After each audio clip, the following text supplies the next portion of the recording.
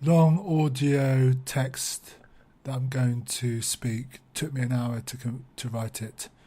Entitled, I Wander into Who May Know About Who Had Me Circumcised. A female co-resident in a home echoed the same sentiment. I am scared for my life. About the time I saw her on the bed with her legs moving around as if trying to struggle free, screaming something like, "No, no, no!" I tried to embrace her firmly, saying it's okay, with my hands and arms round her armpits, with my head almost ear to ear with hers, to try to calm her down. But her scared mental physical state of her whole body, as if trying to break free from fear and screams, was moving uncontrollably, as though I was looking at a reflection of myself as me being her, circumcised. A staff member said to me, "Come out of her room, please." Then I left the girl.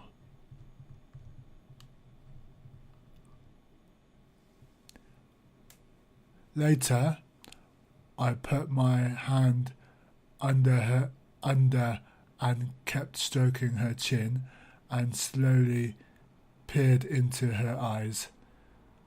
She suddenly shot up, put her hand down her groin and said something like, "You effer!"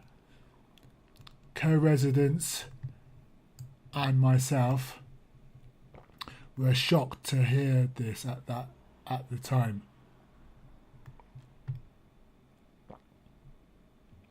Later, Tom asked me, how did I do it? Like break her out of something, like make her recognize something, as if to break her out of a spell, something similar or other, I guess. But I just remember gazing past him, because he had made jokes and teased her. Later, Auntie tried to take me away from the home, driving with a panicked voice and hissing at me to shut my whispering cries of residual pain from circumcision that I think she was trying to subdue me from.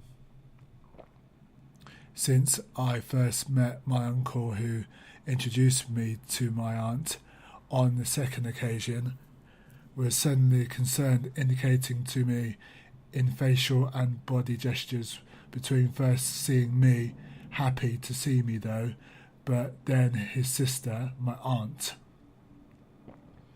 He was looking over his shoulder.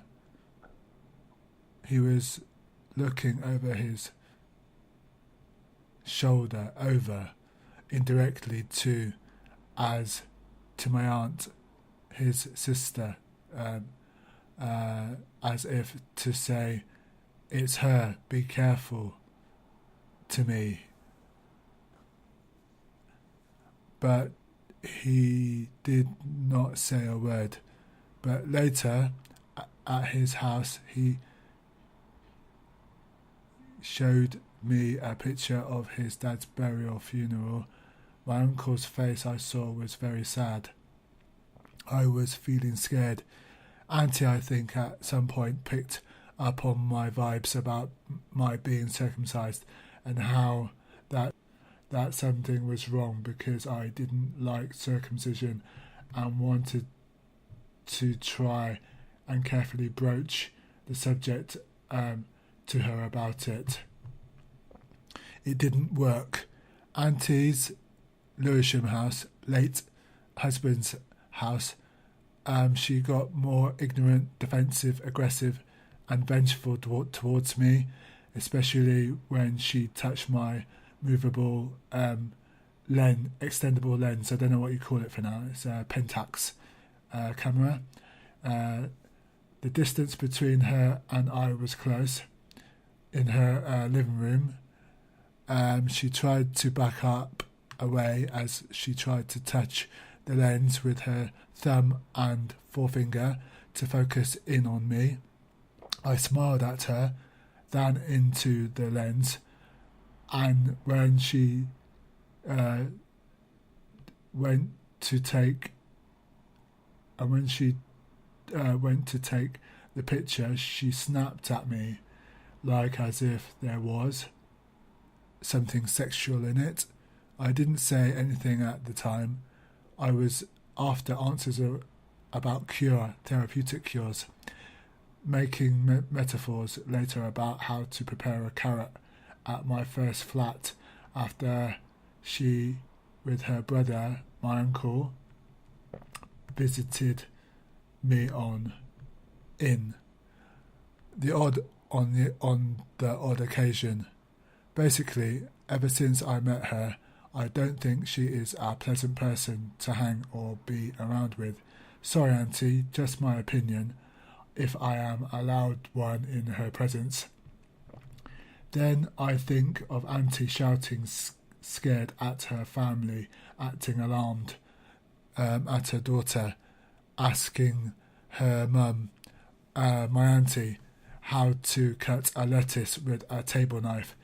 And Auntie jumped out of her stall, made her jump to a silence by yelling at her. Can't remember exactly what the words, what she said. Come back to me later. Remember maybe. That is her second youngest daughter at Catford in London. Home treatment team doctor asks, do I think I have schizophrenia? I just said yes, or something, or yes, where I had always thought I never had fear before circumcision. Why now?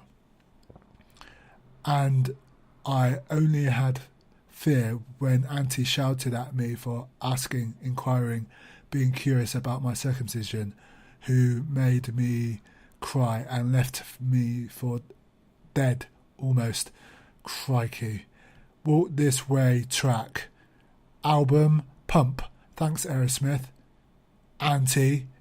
Exclamation mark.